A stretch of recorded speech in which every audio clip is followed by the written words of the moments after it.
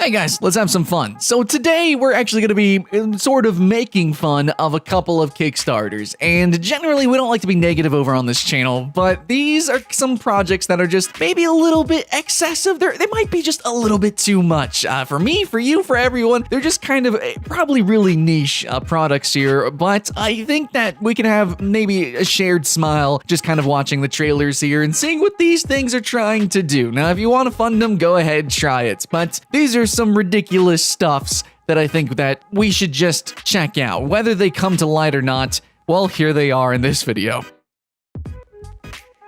Okay, so the first thing that we are going to be talking about today is a product called Kubo, and this is coming straight out of Japan, and you might get that vibe here. I think it's actually kind of a cool concept, and I've been seeing this a lot lately in like the gadget sections and Amazon and eBay. We're seeing this sort of idea of in-motion furniture, kind of bringing to life your living space. That's a cool idea. That's neat. I mean, we've always had fountains and stuff. I know growing up, I've had tons of those, and I love them, right? Sure, you do too.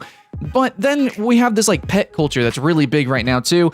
So let's merge those two philosophies. And a lot of modern living, you can't have pets, one reason or another, so get a fake pet. And there's always been fake pet toys, but this is something a little bit different. This is a little bit more sincere. And for that, it's kind of hard to put it on this video list here, but at the same time, it's a freaking pillow that wags its tail, guys. Now, I know there's pillow pets, literally, so I can understand that. This is cute, and I can see this actually being funded. I'm pretty sure with 40 days to go, it's basically there at its pledge goal. I think it could happen, but it's still kind of just a little bit extra, isn't it? Okay, so this next product is an electric wind instrument called the Vindor ES1. And I'm just going to play a clip. You guys can kind of judge for yourself immediately.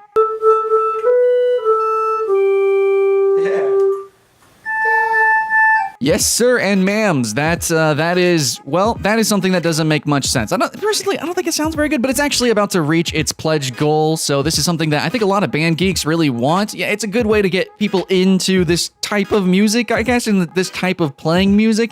But in my opinion, an electric instrument shouldn't require you to blow on it. It doesn't. There's tons of other kickstarted or otherwise instruments that are being invented that are just like violins, or they are just like wind instruments, but they're electric. You don't need to blow on them. Anyways, this one, I guess, requires you to a simulation of I don't know, maybe it could be a cool training tool or something. Sure, it just seems gimmicky at best, and frankly, I don't think it sounds all too elegant.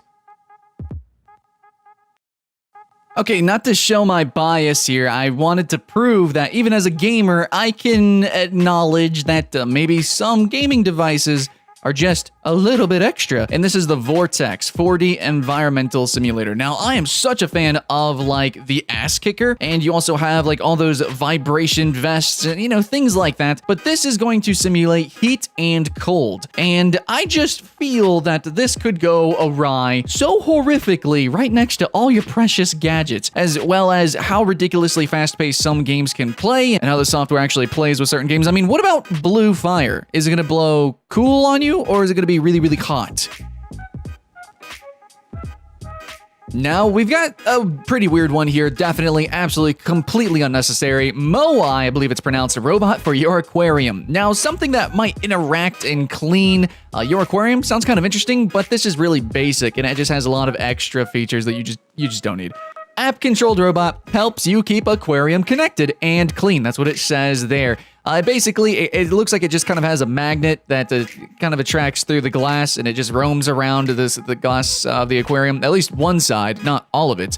I feel like this is unnecessary because there are different kind of fish that can also help and sort of gobble up the sort of leftovers and some of the bad stuff in the tanks. But of course, I think anybody who really loves their aquarium or has an aquarium worth talking about and sharing about, which this robot also could do, takes pictures, which you could just, Instagram with your phone, probably much better quality. Anyways, I feel that you would probably hire professionals or just do it by hand yourself. So this sort of thing, I think it's supposed to be like a Roomba for your aquarium, but really it's more like just the one side. And I have some questions about how much this actually interferes with the lives of the fish. Like, I don't think it enriches them. And in fact, if you do have some bottom feeder type of fish, it might actually harm them. And lastly, for today's video, we have a interesting headband. It's called the NeuroPlus. It's the brain sensing headset that improves focus. Now, this is also in conjunction with their apps, but essentially what they are claiming here is that it is scientifically proven to boost attention, whatever that really means. Fully designed, tested, apparently clinically proven, and ready for production. Now, I've got some questions about that, but regardless, really in the end, what this is just a bunch of apps, games that, depending on how well you do in them, will basically tell how much attention that you are paying to what you're doing, but that's just video games. Okay, well, actually, there is some truth to this. There is a difference. You can't actually be bad at games despite being fully focused based on motor control and stuff like that, but there are games literally out there that you can play that actually boost attention, or there's even brain games to do, actually boost different parts of your brain. That's the point of games. Just play normal games. There's all sorts of different kinds of games that can boost all sorts of different kinds of skills. You don't need some fancy headband or whatever to try to pretend to read your brain waves or whatever, and then play some really bad apps and just kind of from there go in and pretend that you're actually gaining more focus or not. I mean, I guess if you can play through their really not great games, then maybe you do have great attention spans, but then I guess you don't need this product anyways.